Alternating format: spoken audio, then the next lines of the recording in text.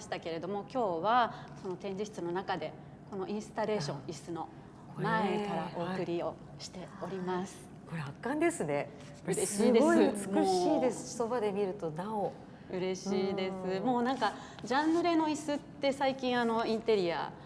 の雑誌とかそういったところでもよく注目されてると思うんですけど、そこからちゃんとご紹介を展覧会とかでされていないなと思ったので、その背景を知っていただきたくて、なのでこれを椅子としても展示している空間あるんですけれども、椅子の機能面をそぎ取って作品として見ていただきたいなっていうのもあって、こんなたくさん釣っておりますが、これ21脚。21脚。これなんかいろいろおっしゃったように雑誌などでね見て素敵だなと思ってましたけど、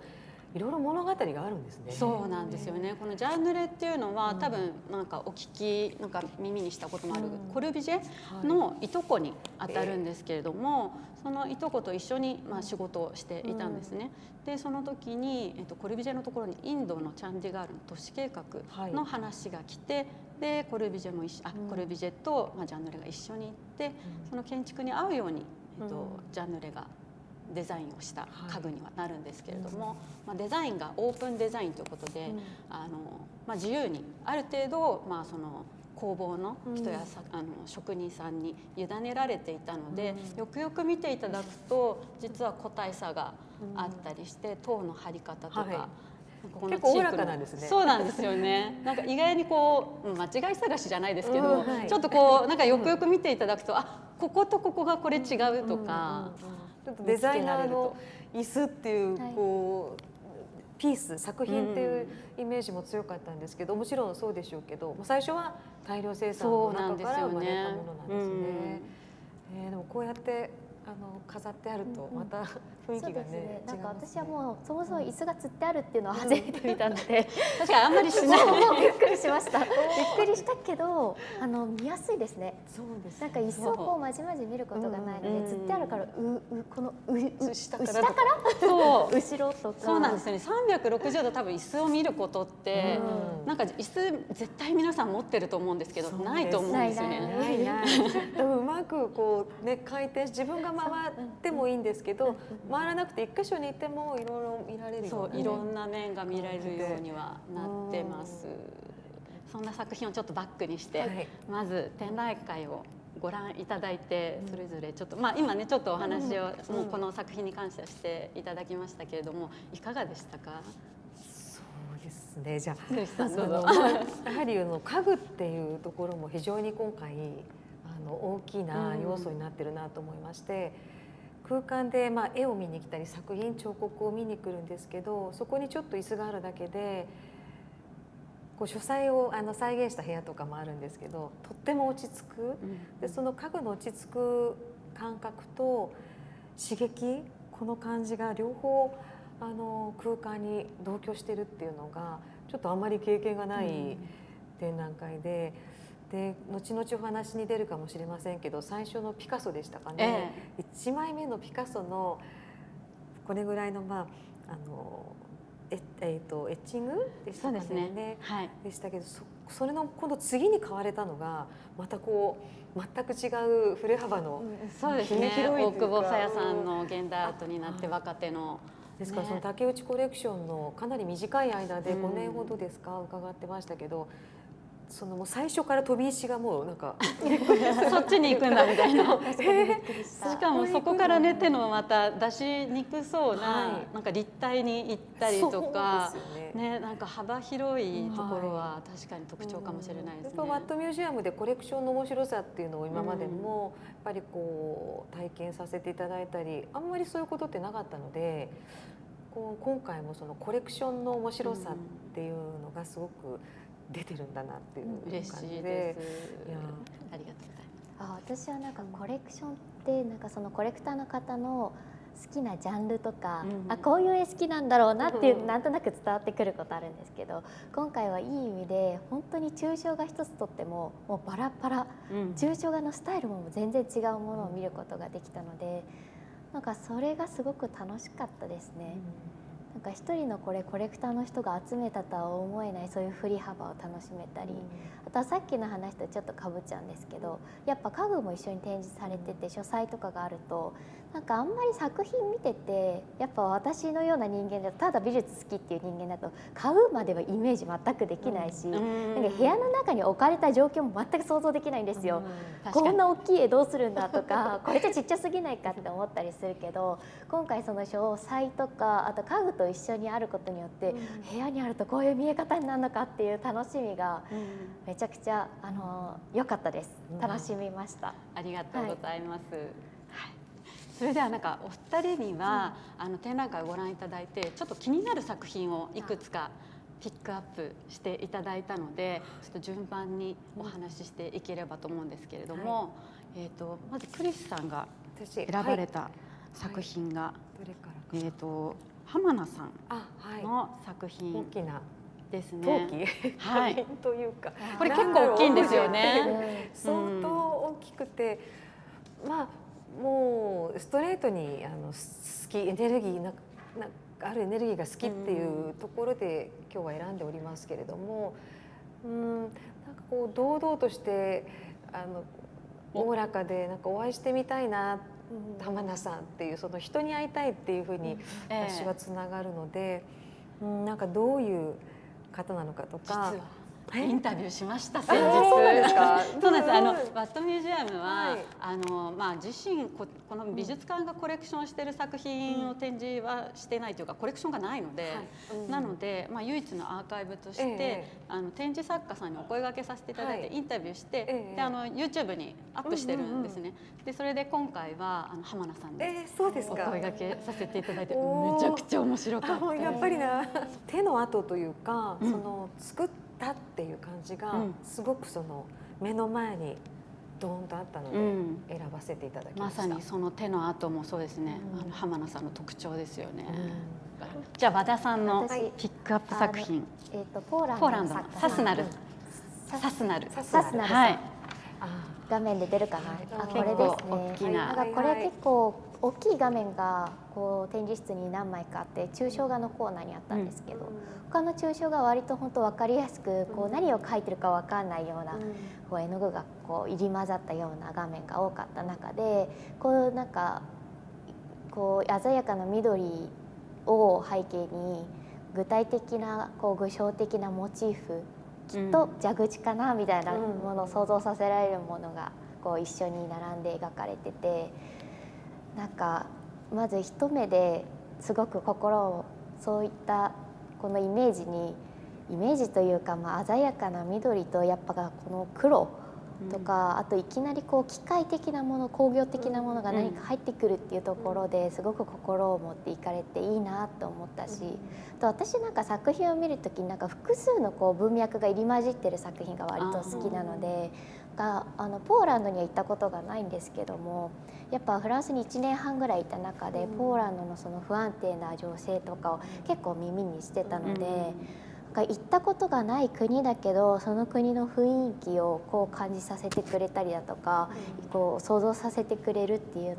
ので、私はこの作品すごくいいなって思いました。なんか抽象画見てる時に何が書かれてるかってきっとあんまり考えなくても見れる楽しさもあるなって思ってたりする中で、ただそれでもこんだけしっかりとメッセージとか背景が見えてくるっていうところに私はすごい惹かれたりしますね。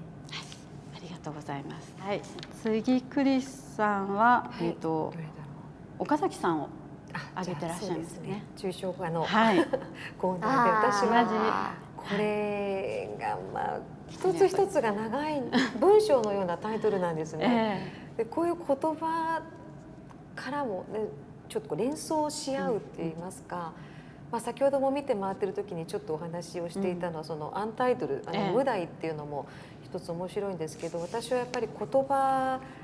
がポンとあるとまたそこで対話が広がるので、先ほどの浜田さんの陶芸もそうなんですけど、やっぱり日々暮らしの中でどれだけ自分が対話したくなるかっていう、毎日見てどれだけ違う風に見えるかなとか、面白そうだっていう中ではこの岡崎さんのは本当にもうね、色の遊びでええ楽しそうなんですけど、よく近くで見るとアクリルなんですけど透明感があって、これあまり絵を光のそばに置くことって少ないと思うんですけど、もうぜひこれをなんか手にしたら光がキラキラ入るところに置きたいなっていう感覚で、もうイメージが湧きました。ね、本当に鮮やかな、なんか多分実際に見ていただくとすごくみずみずしい感じもなんか伝わると思うので、ぜひこれはね生で見ていただきたいですね。そう思います。さて次は、和田さん挙げてくださった主任さん、主任さんでもちょっとあれですよね、クリスさんも挙げてくださってましたよね。主任さんも結構複数の文脈が混ざってて、抽象画なんですけど、中にものすごい目の部分、どこかの絵画の目の一部分とかが切り取られて貼ってあったりだとか、あとは水墨画でしたっけ、はい、そうなんです。彼女はちっちゃい頃に水墨画をやってた、その技術でこの細い線で描かれてるのとかが、やっぱりアジアの方ですよね。中華系の、中国北京出身です。なのでやっぱりなんか絵画とか抽象画って西洋由来のものだけど、これがアジアのものとミックスされてるっていうのがすごく好きでした。あと和田さん、トレイシー・エミンを。エミンさん、もうこの作品は他のと全然違って、もうこんな小さな作品だったんです。一番小さいですか？一番小さいですよね。本当にこんな手のひらサイズで、ちょっともうね、これ以上の画像がなくて、これの作品、皆さん左側のちっちゃい作品です。私何かと思って、これは女性器を描いてるっていうのを聞いた時、こんなクールな女性器あるかと思ってすごくびっくりしましたね。あとなんかこの作品一つで好きになったというより、もっと他の作品が見たいと思う作家さんでしたね。だから彼女も本当に自己の経験とかそういったものを作品に、しかもその経験を正直に表現するっていうのは一番美しいっておっしゃってるんですよね。でいろんなマテリアルを使って展示を、作品を作って展示されてるので、多分彼女の個展とかだとすごい面白いだろうなと、面白そうですね、思いますね。このだって小ささでインパクトが残るので、どうなっちゃうんだろう。想像以上の私も小ささでした、見た時に。そうか、そうですよね。では今皆さんには気になった作品を挙げていただいたんですけど、実際今度はコレクションしてみるっていう目線で見た時に何か気になった作品ありますか？コレクションは私は岡崎さんのやっぱりさっきちょっとおっしゃってましたけど、桑山さん巨匠、なんかあまりこれまで拝見したことなかったんですけど、なんだろうな、なんかふわっときまして、なんかあれは通常くらいのサイズなんですか？そうですね、サイズも多いですし、縦長のものとかもありますし、もっとちっちゃいのをシリーズみたいな連作で出してるのもあるんですけど、基本的には四角い形っていうのはあります。その形にもなんか興味があったのかな。なんかとても静かな、うわっとくる感じではなくて、逆に引き込まれそうな色と作品で、なんかすごくコレクションなんてあれですけど、いやもうそこは自由なので、今日はただの自由で考える場合は、和田さんいかがですか？いや絶対椅子ですね。下が丸くなってた椅子があるじゃないですか。オスカー・ニーマイヤーの。そうです。その椅子が欲しいです。素敵でしたね。あれはなかなか座りたかったな。座りたいですよね。座りたい。ではちょっと展覧会に関してはちょっとこのくらいにして、その次にはお二方ならではのアートとの関わり方っていうところを伺っていきたいと思います。クリスさん。私から。はい。ご自宅に結構家具もそうですけど作品を、でもアートいろいろですけど、私は本当に暮らしの中で家具とアート今回テーマでありますけど、割と小さい時から両方ある中で育ってる気がしまして、アメリカも親戚がやっぱりアンティークの仕事をしてましたんで、そういう古い時を経てきたものということと、だから本物とかそうじゃないかとかっていうよりも、いろんなものが共存して、これそんなすごいものなのっていうものもあれば、本当に好きで飾ってるのが横にあったり、そういうその自分の価値観で空間を作るっていう中で、おそらく育ってきたりいいなと思って影響を受けてきてる部分がありまして、ですから今も好きなもの、それはまず第一で、あとはアートにしても置いてあるものにしても、さっき言ったようにちょっと対話ができるような感じで思ってる、その一個このものがいいとかじゃなくて、このものの横にはこれがあったらきっといいだろうなっていう作り方が好きなんですよね。ですからとてもこのコレクションの中で言いにくいけど、私の中では自分のコレクションを楽しんでるっていう感じですかね。今お写真が出ましたね。これはなんかリビングなんですけど、上の左上にあります鳥の版画なんですけど、これリチャード・スペアって言ってイギリスの方なんですけど、版画が多いんだと思うんですが、これはもう持って20年ぐらい経ってるんですけれど、私東京とかでも2階3階マンションとかでちょうど木の高さで鳥がいそうな高さに住むのがずっと好きで。素敵。鳥がいそうな高さっていう視点が、表現がねまた。でもその時になんか壁にかけたいとか、あと窓開けて木を見るんですけど、鳥が見えないんですよ。わからない。だから冬は今みたいに冬で葉っぱがないと鳥の居場所がわかるんですけど、確かに緑茂ってるとだし、それで家の中に鳥を連れて入りたいなという頭でずっと絵を探していて、で版画は私反対側にも実は版画があるんですけれども、なんでしょう、偶発性というか、意図してやっていないところに色が出たり形がいったり、これ水彩も上にかかって載ってるんですけれども、そういう意味で絵を選んでるという一枚ですね。前にあった家具はアンティークの家具、そうですね。あれフランスの古い1920年代ぐらいの。じゃあもうあれも長く持たれていて。そうですね。あれもそう。引っ越しのたびに引っ越し屋さん困るぐらい重たいんですけど、でも古い家具もあんまり用途が決めきられていないって言いますか、懐が深いところが好きで、別に古いものだからいいっていうことじゃないんですけど、そこと新しいものを掛け合わせる喜びもあるし、なんかおおらかなんですよね。なんか何のために使われてたんだろうっていうのが今だとね全然違う風に使えるじゃないですか。そういうなんかシャツケースだったものが食器棚になったりとか、そういうちょっと機能を自分で考えて使えるっていうところで多いと思います。なんか昔の家具の方がちょっと変わったデザインで、ここに何をどうやって使ってたんだろうみたいな家具の形もあったりしますけど、そういうのなんかまた想像してね、お家の中に取り入れるのも楽しいですよね。そうですね。その辺で家具とアートはあんまり境目が私の中ではないんだと思います。またでもいただいた写真の中に、その鳥つながりで、息子さんが鳥の絵を描かれてるお写真があったんですけど、そうはこれですね。これでも5歳ぐらいの時に描いてたんですけど、すごいですよね、5歳でこれ。もう鳥私が好きだっていうことでちょっと描いてくれ、アトリエで描いてたんですが、面白いのできたなと思って、で一緒にこれは楽屋さんに行って額装を自分で自分の絵に選んだらって言って一緒に行ったところですね。で額装屋さんのプロのベテランのおじさんに相談をしている図ですね。全部種類が違いますもんね。これだったらこう見えるよっていう。でもそれをした上で自分が真っ白なキャンバスから絵を描いて、プレゼントを私にして、で一緒に額を選んで壁にかけて毎日その中で暮らすっていうことをちょっと体験できたらいいなと思って、こういうふうにかけておりますが、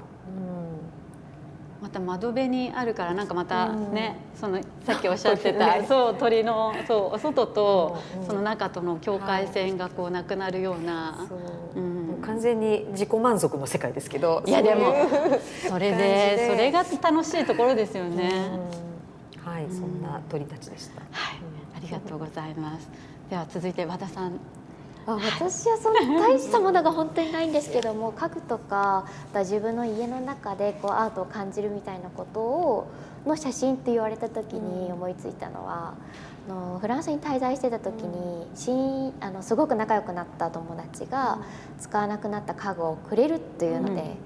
譲ってもらって、それを分解して日本にまで持って帰ってきて、また組み立てて今使ってて、あ、これはもう分解した後、分解した後のなんだろうこれこれご自身で分解されそう私一人で分て解しましたで日本に持ってきはいて、でまたご自分で組み立ててこ結構なうこれが元のあ、これはもともと元々の友達の家にあるまんまなんですけども、はいはいこれが元の家具で、うん友達も普通にこの収納が足りないっていうので、うん朝の飲みの市に行って、うん割と飲みの市でも家具を売ってたりするんで、ますよねそこで買ってきたっていうふうに言ってて、なんか、私はそういう思い出とともにこう物をこう使っていくことがすごい好きだったりするから譲り受けました今も大切に使ってます。あとなんか分解してみると割とこんな作りになってたんだっていう発見もあって、確かになんか下の方になみなみのこう波のついたこうなんか、板がついてたんですけど、ただの飾りなんですよ。でついてなくても別に成り立つし、あれですね下の部分なんですけど、でもこれわざわざつけてるのってやっぱフランス的なそういう美しさへのこう探求だったり、手軽にこう美しさを楽しむっていうことだったりするんだろうなっていうのをすごく分解しながら感じましたね。分解するってなかなかないですよね。よく戻せましたね。あ、でもお父さんが得意なので一緒にやってもらいました。はい。それは心強い。でもなんか和田さんあれですね、家具だけじゃなくって食器とかのお写真もいただいていましたよね。これ食器はこれも友達からプレゼントでもらったんですけど、この食器自体はこう中古でもうすでに使われているものなんですけど、それの上に絵を描くことでまた新しいものを作っているっていうことをやってる方がいるらしくて、で友達が私がもう日本に帰るって時に、私が一番好きな美術館のオルセー美術館の絵をさらに描いてくれて、あとはその友達と一緒に旅行に行った風景を描いてくれてプレゼントしてくれたもので、本当に大切な自分にとってのアートです。そうですね。はい、すごい宝物ですね。ね、これ実際使われて使ってないです。やっぱりはい、しまってます。そこ難しいですよね。使えるね、なんか使いたいけどなんかこうどうしようみたいなね。そうですちょっとね。じゃあ今大切に。はい、大切に使わないと。フランスはやっぱりこうお好きな作家がフランスだ出身だったからって感じですか、選ばれたのは。私はエドワール・マネっていう画家が一番好きで、美術好きになるきっかけもマネで、マネで卒論も修論も書いて、そうなんですよ。もうなんかフランスに行かなければってずっと思いながら生きてきて、それを夢にこう頑張って仕事をしてたので、はい、行けて嬉しかったです。どれくらい行かれてたんですか。1年半ぐらい1年半。行ってました。おお、堪能されましたね。羨ましい。よく帰ってきましたね。あ、そうなんですよ。頑張って帰ってきました。はい。あ、これフランスに滞在されてた時にのマグネットですね。なんかアートってなるとどうしてもなんかかっこよく聞こえちゃうけど、私は割とダサいこのマグネットをすごい大切にしてて、っていうのも友達がお別れのプレゼントでくれたんですね。でも明らかにこれダサいでしょって、なんでこんなの選んだのっていうので、そこで一盛り上がりして、いいお別れの挨拶をしたので、こういうダサいものを私は大切にしてるっていうのをぜひ見ていただきたいなと思ってやっぱり思い出とともにって感じですね。でもフランスでは結構もう美術館巡りって感じですか。あ、そうですね。美術館たくさん巡ってきました。ギャラリーも行かれたりして。ギャラリーはそうですね、時々、あとはフェアとかにも行ってます。ああ、でもクリスさんも普段からアートをすごくギャラリーとかにも行かれてますよね。ですね。まあ好きですよね。なんかここって決めるのもありますけど、なんかフラット、割と遠慮なく入ろうと思ってる方です。なんかこう入りにくいなとかっていうよりも、皆さんギャラリーは入りにくいっておっしゃる人多いですね。なんかでも逆にゆっくり、美術館ですとその非常に混んでる時もあって、自分のペースで見れない時もあったりして、美術館その時も見に行くと割と私好きなものをじっくり見る、全部まんべんなく見るっていうよりは、もうこれだなと思ったらそれをすごく見てたいんですよね。だからそんなの飾ってあったっけっていうことも結構あって、でも後からもう一回ゆっくりまた、だから2回とか行けると、23回行けるといいなとか。ギャラリーはもうちょっとまたハードル高いって高いですよね。なんか買わないといけないかなとかすごく別に買えないのに思っちゃうんですよ。わかります。私だってそうです。誰もいないとちょっとと思いながらこうそーっとドアを開けて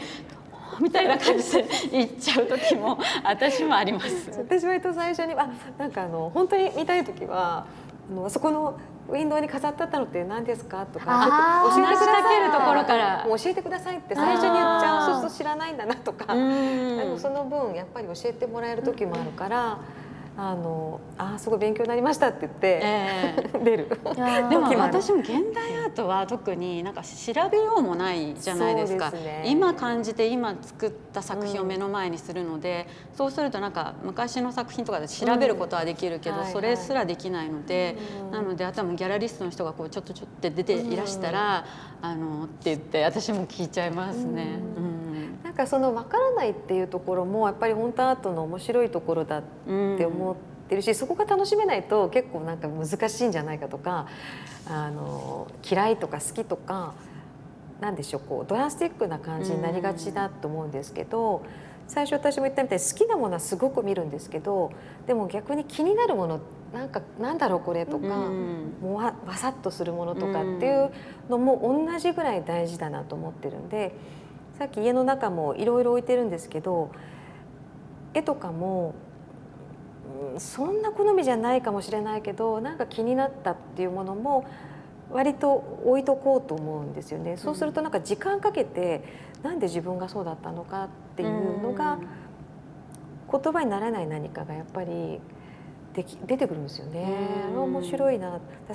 きもいいんだけどちょっと不思議とかなんでみたいなのも同じぐらい面白いんだなっていうことをなんか年齢を重ねて分かるようになりました。思うようになった。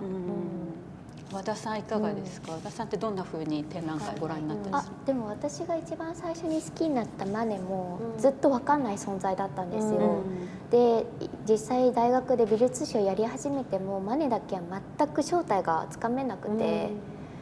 なんかそれをずっと追って多分分からないものをなんで分からないのかっていうのを私は考えるのが割と好きなので、分からないことをすごい楽しんでますね。なのでなんか一目見て分かっちゃうと、なんかそっかってすごいなんかそれで終わっちゃう自分もいて、私にとっては逆に一目で見て分かるものこそちゃんとじっくり見ないとって自分の性格的には思ったりしますね。なんかどんな作品も何かやっぱり接点が本当はあるはずなんですよね。現代アートは今の同じ時代で同じきっと課題とか問題とかいろんな戦争とかいろんなことをこう共通してみんななんか感じてる中でどんな言葉で話すんだろうっていう感じですもんね。やっぱり今の現代アートに携わると作家さんと話せるっていうのがこんなに面白いんだみたいな、過去の作品は過去の作品ですごく面白いし、でもそこから今の作品にも全部つながってるものも何か見えてくることもあるし、なんかいろんな見方ができて、なんか両方それこそマネをご覧になられてて、で今の現代アートもご覧になってるし、あと仏像とかもご覧にね結構お好きなんですよね。なので本当にノンジャンルでいろんなものを見られてると思うので、なんかこう見てるうちにあれとあれが結びつくこともあるったりするんじゃないかなと。たくさんありますよね。見ていくうちにその時分からなくてもふとした時に思い出して、あれとこの美術ってこうつながってたんだっていつか分かる時が来たり、なんかその時分からないことさえもなんか自分の中でうまく取っておけるといいなって思ったりして、時々こう作家さんと対談させていただくと、絵で見てたこの作家さんのイメージと全然違うっていう方もいらっしゃったりするじゃないですか。人の雰囲気とか、あと言葉のチョイスとか話すこの間の取り方とかでその人の個性ってすごい出ると思うんですけど、そうお話しした時になんかやっぱ作品と結びつきますね、私の場合は。あの作品のいいとこってやっぱこういうところに出てるよなとか、この人のいいとこもここに出てるよなっていうのを今のでも生きてこう今活躍されてる方、そういうこともできたり私たちこうなんか美術のお仕事をしてなくてもこう今は動画でインタビューとかも出たりするので、そういうのを見て分かったりっていうのも嬉しいですよね。そうですね。私もやっぱり物を作ることも好きなんですね。だから作ってる人がどういう考えで、どんな思いで、どういう場所で例えば生まれて何を見てとかっていうことをとっても知りたいんですよね。で、もうそれこそねワンストロークでいくタイプの人なのか、本当に緻密にいく方なのかっていうのは本当お話聞くとまたいろんな言葉のリズムも知ると、よりやっぱりその作品が面白くやっぱ見えるんですよね。いろんな情報があるけどやっぱりその人に話を聞くとか、その人の声で知りたいっていうのはとてもあるので、あんまりよその情報よりは、ストレートに声が聞けるんであれば聞きたいっていうのはいつも思ってます。で最初はなるべく、仕事でどうしても早く見なきゃっていう時はあるんですけど、基本的な見方はさっき言ったように情報とかはあまりもう入れないで見たいんですね。なぜかっていうとやっぱり自分の第一印象ってすごく大事だと思っていて、何かの言葉を見てしまうとその見方をしてしまうのはちょっともったいないと思っているので、もうなんか生まれたてのなるべく自分の中で言葉にならない言葉をまず出したい。でそれが1回目だから、誰のすごく例えば有名な方でもあそうだったんだって帰って後で例えば知ったり、図録を見て分かったり、でも最初の1回目はですから感覚反応と自分の感想と、もう一つは自分のハテナを生むってことですね。自分からの疑問、なんでこんな絵描いたんだろう、なんでこんなことに注目したんだろうとか、なんでこんな色なんだろう、形なんだろう、必ず自分の質問を出すために1回目は回る。で複数回というのは2回目3回目いけるんであれば、やっぱりもう一度時間を経て感じたことの自分、1回目の自分とは違う自分だから、それでもう一回どんなことを感じるんだろうって展覧会の中でできるすごく豊かな時間というか使い方だから、そんないっぱい作品があって見られるんだったらもうありがとうございますって感じで行く、そういう使い方回り方ですかね。ありがとうございます。次、和田さんはフランスの文化に触れ、日本に帰国されて家具などへのこだわり、アートの見方などに変化はありましたかと来てます。アートの見方はすごく変わりましたね。私もともと好きなのもフランスの絵画だったりしたので、実際フランス行ってみてフランスで見るアジアっていう目線をすごく学んで、やっぱりどうしたって強いものとそうではないものってこの世界にできてしまったり、そういった構造もあるのがこの社会だったりするから、フランスから見るアジアってどういう立場なのかとか、じゃあその中で日本ってどういう立場なのかっていうのをすごく考えさせられたし、抽象画一つ見るにしても西洋由来のものをアジアの人たちが作るってどれだけ大変で、どこにまでそれを融合しないといけなくてとか、そういうことはすごく考えるようになりましたね。それが大きな学びでした。なるほど。やっぱり海外に行くとそっちからの目線っていうのはそうですよね。そうです。そしてあと心のレンズ展ということで、クリスさん、和田さんの心のレンズにはどのように映っていますか？でも今回心のレンズ展っていうタイトルすごく素敵だなと思って、竹内さんのお言葉もあったと思いますけど、やっぱり本当にコレクションなんかその方のレンズをちょっと解釈して見る感じなので、自分はなるべくもう透明、色眼鏡じゃなくて透明な、なんならもう裸眼できて、でその方のレンズで見るっていうのは本当に面白いなと思って今日も回ってたんですけどね。なので今日は自分のレンズのようでもう一枚違うレンズをお借りして拝見していたっていう感じですかね。だんだんここで矯正がこの後入ったり自分でピントが合ってくるっていうのはやっぱりそこは時間っていうものを自分に渡してあげる必要があるかなと思いますけど、今日すごい違うだからレンズで見れるっていうのは面白かったです。和田さんいかがですか？レンズって言われるとちょっと難しいんですけど、でも今回特に抽象画がすごく面白くて、その近くに寄った時の質感がどれも全然違うんですよ。それがめちゃくちゃ堪能できた展覧会だったなって思いましたね。でも確かになんかコレクター展っていうものをやっていると、同じ作家の作品を購入されていても、あ、こういう作品を選ばれるんだみたいな、コレクターの方々のその心のレンズで見たこう違いみたいな、同じ作品というか同じ作家の作品を見ても、あ、この人にはこんな風に映ってて、この人はこっちなんだみたいな、そういう見方はあるかもしれないですね。はい、改めてお二方にご感想を伺いたいと思います。じゃあどうぞ和田さんから。感想としてはもうとにかくたくさん話したと思うんですけども、でもやっぱり家具とこう特に絵画とか彫刻を一緒に見る機会ってなかなかないなって思っていて、その家具があることで実際の部屋にこの絵があったらっていう見方もできるし、自分のこの部屋だったらどれが欲しいかってこの想像もしやすくなるので、よりやっぱり竹内さんの言葉にもあったと思うんですけど、家具がやっぱりこう自分にとって身近に感じさせてくれる存在っていう風なことを思い返してみても、やっぱ作品との距離とかアートとの距離を近づけてくれる存在でもあるんだなっていうのを今日すごく学んだので、やっぱ美術館というよりも自分の家だったらとか、ちょっとそういうことも想像しながら見て回っていただけたらよりぐっと楽しめるんじゃないかなって思いました。ありがとうございます。はい、そうですね。私も家具もすごく好きで、きっと和田さんもそうだと思うんですけど、家具とアートってその両方ものなんですけど、やっぱりその間の空気っていうのが肝な気がするというか、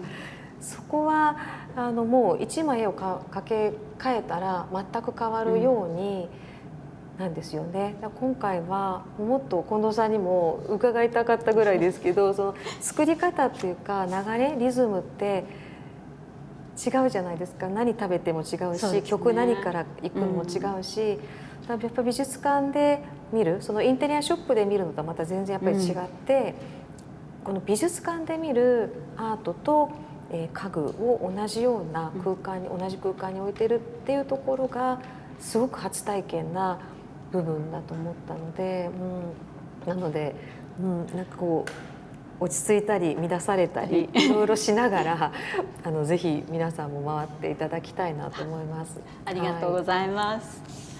さて本日はご視聴いただきありがとうございました。ありがとうございました。クリスさんも和田さんもありがとうございました。楽しかったです。